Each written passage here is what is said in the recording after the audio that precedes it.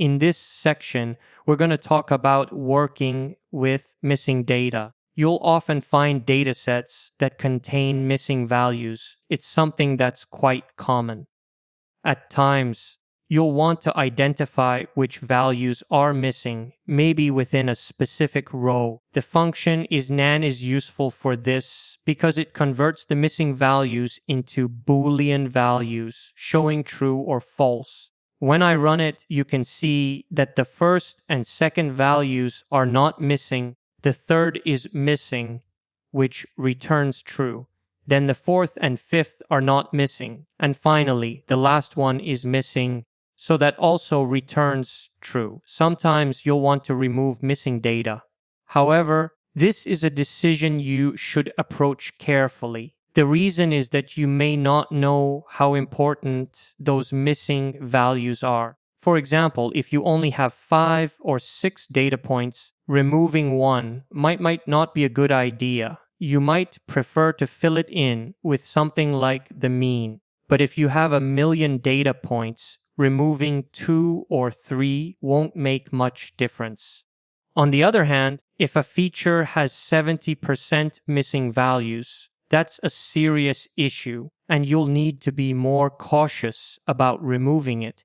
If you do decide to remove missing values, you can use the tilde sign with np.isnan. So if we take our original data and apply the tilde np.isnan around it, we'll get only the valid data points 1, 2, 4, and 5. That gives us the cleaned array without the missing entries. You can also replace missing values with specific ones.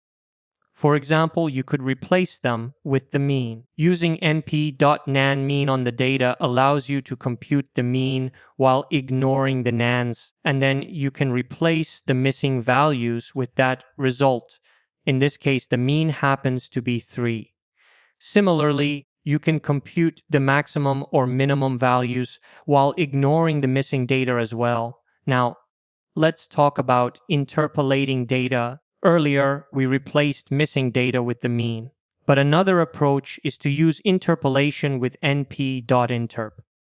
To do this, we first create an array that contains missing values. Then we generate an array of indices using np.arange with the length of the data, which creates an array of positions like 0, 1, 2, 3, 4, 5. Next, we identify which values are missing using np.isnan. This produces a Boolean mask showing true for missing values and false for existing ones. Once we have the mask, we can perform linear interpolation using np.interp.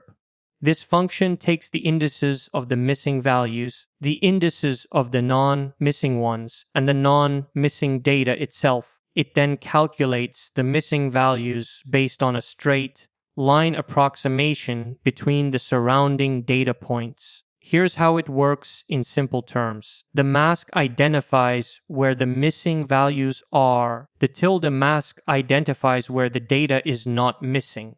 The data with the tilde mask gives us the actual non-missing values. Then np.interp uses those known values to estimate the missing ones by fitting a straight line through the neighboring points. For instance, if we're missing the value between 2 and 4, it will estimate 3 since it lies in between. So that's a quick overview of how to handle missing data, identifying it, removing it, replacing it, and interpolating it.